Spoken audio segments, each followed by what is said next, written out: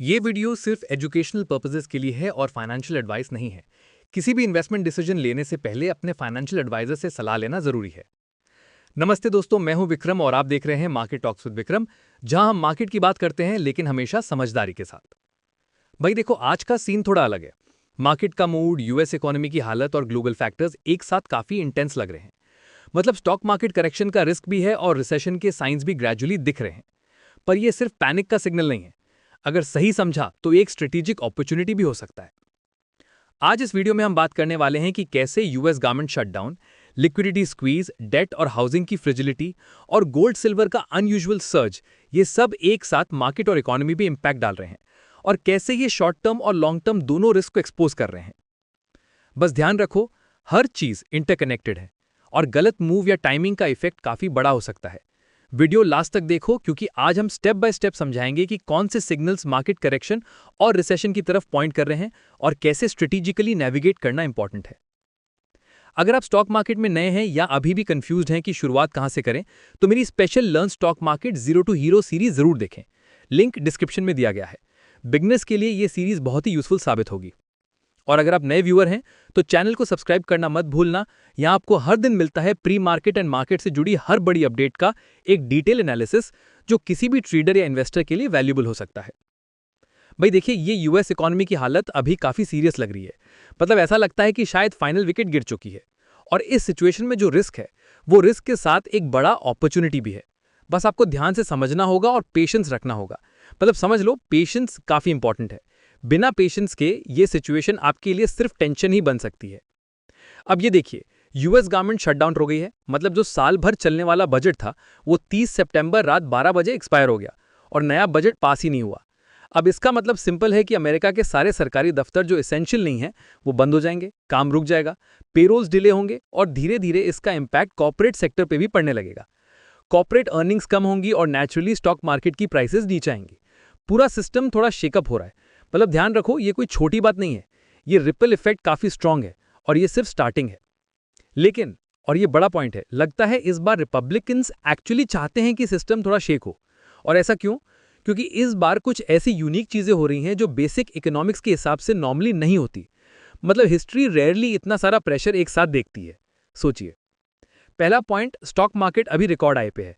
मतलब ऐसे हाई पे है कि सैम एल्टमैन ने भी बोला है कि एआई की वजह से एक बबल बन गया है और ये बबल काफी हैवी करेक्शन दे सकता है। मतलब मार्केट का ये फेस थोड़ा अनस्टेबल है और ऐसे हाई पे जाने का मतलब है कि लोग बहुत ऑप्टिमिस्टिक हैं। लेकिन ऑप्टिमिज्म का कभी कभी नेगेटिव साइड भी होता है। सोचा था कि मार्केट थोड़ा स्टेबल होगा, पर अभी तो हाई पे ही रॉकेट जा रहा है। और ये बबल कब बस्ट हो, कब क्रैश हो, कोई एग्जैक्ट टाइमिंग नहीं बता सकता, पर रिस्क डेफिनेटली हाई है। दूसरा पॉइंट, यूएस का डेट लेवल अब रिकॉर्ड हाई पे है। भाई इतना कर्जा है कि इंटरेस्ट पे करने के लिए नया कर्जा लेना पड़ रहा है। और वही इंटरेस्ट, सिर्फ इंटरेस्ट, डिफेंस स्पेंडिंग से भी ज्यादा है। इमेजिन करो, सरकार का पैसा बस इंटरेस्ट के लिए जा रहा है और असली ग्रोथ कहां से आएगी? और यही पॉइंट काफी डेंजरस है, क्योंकि अगर डेट इंटरेस्ट से ज्यादा हो जाता है तो सरकार के पास और इन्वेस्ट करने के लिए पैसा ही नहीं बचेगा और ये सिस्टमिक रिस्क भी बन सकता है। मतलब मार्केट पे बहुत प्रेशर है और लॉन्ग टर्म ग्रोथ काफी लिमिटेड हो सकती है। तीसरा पॉइंट, हाउसेस की प्राइसेस अभी ऐसे हाई पे है कि रिलेटिव इनकम के हिसाब से कभी इतना एक्सपेंसिव घर अमेरिका में नहीं थे। मतलब अगर आपको लगता था कि घर अफोर्ड करना इजी है, फॉरगेट इट। अभी का लेवल इनसेन है और ये प्राइस लेवल नॉर्मल नहीं है। कभी कभी लगता है कि ये सिर्फ टॉप इनकम लोग ही अफोर्ड कर सकते हैं और एवरेज लोगों के लिए घर लेना ड्रीम ही बन गया है। इसका इंपैक्ट मार्केट और इकोनॉमी दोनों पे पड़ता है। हाउसिंग अफोर्डेबिलिटी लो होने से कंज्यूमर स्पेंडिंग भी इफेक्ट होती है और इकोनॉमी का मोमेंटम स्लो हो सकता है। चौथा पॉइंट, मॉर्गेजेस भी रिकॉर्ड हाई पे हैं। मतलब 2008 के हाउसिंग क्राइसिस से भी ज्यादा डेट लोगों के ऊपर है और ये रिस्की है। अगर मार्केट थोड़ा गिरता है तो रिपल इफेक्ट हाउसेस और बैंक्स पे भी पड़ने वाला है। मतलब डिफॉल्ट रिस्क भी हाई हो जाता है और ये चेन रिएक्शन बन सकता है। सोचिए, बैंक्स पे प्रेशर, लोगों के घर पे प्रेशर और साथ ही मार्केट भी गिरता है। स्कैरी ना? और ये एक वार्निंग साइन है कि जो हाउसिंग और डेट मार्केट है वो अभी काफी फ्रेजाइल है। पांचवा पॉइंट, गोल्ड और सिल्वर भी रिकॉर्ड हाई पे चले गए हैं और ये एक ऐसा सिग्नल है जो हिस्ट्री में रिपीटेडली दिखा है कि जब गोल्ड और सिल्वर पीक पे होते हैं तो मार्केट रिसेशन की तरफ बढ़ रहा होता है। और अभी चाइना भी एक्टिवली बाय कर रहा है। मतलब डिमांड और ग्लोबल पोजीशनिंग दोनों रिकॉर्ड हाई पे हैं। बेसिकली ये मार्केट रिसेशन वार्निंग काफी स्ट्रांग है और हिस्ट्री भी दिखाती है कि जब गोल्ड और सिल्वर ऊपर जाते हैं और साथ में डेट, हाउसिंग और इक्विटीज हाई पे होते हैं तो कॉम्बिनेशन काफी बड़ा क्रैश या करेक्शन ला सकता है। मतलब सिर्फ एक या दो इंडिकेटर्स नहीं, पूरा सिस्टम का सिग्नल आ रहा है। और ये रेयर सिचुएशन का टाइमिंग और सिग्निफिकेंस दोनों हाई है।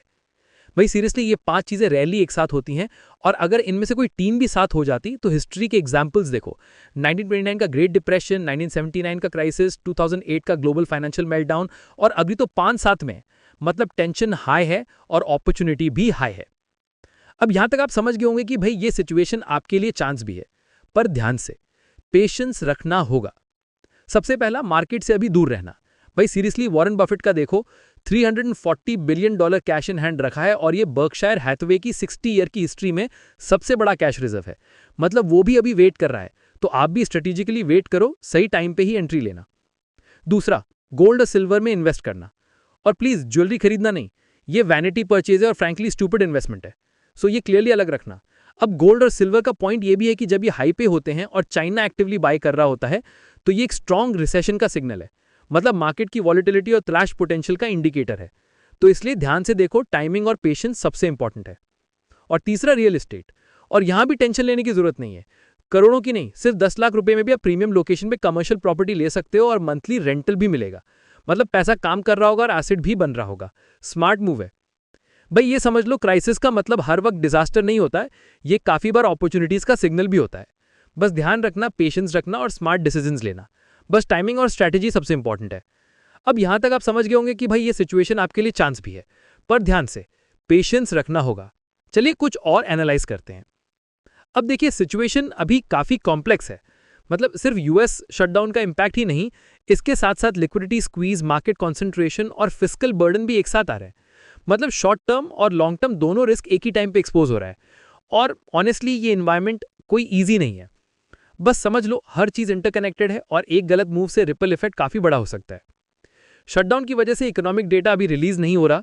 मतलब लेबर डिपार्टमेंट जैसे इंपॉर्टेंट रिपोर्ट्स रुक गई हैं, और फेड को अब इन्फ्लेशन और जॉब्स का एक्यूरेट स्नैपशॉट नहीं मिल रहा।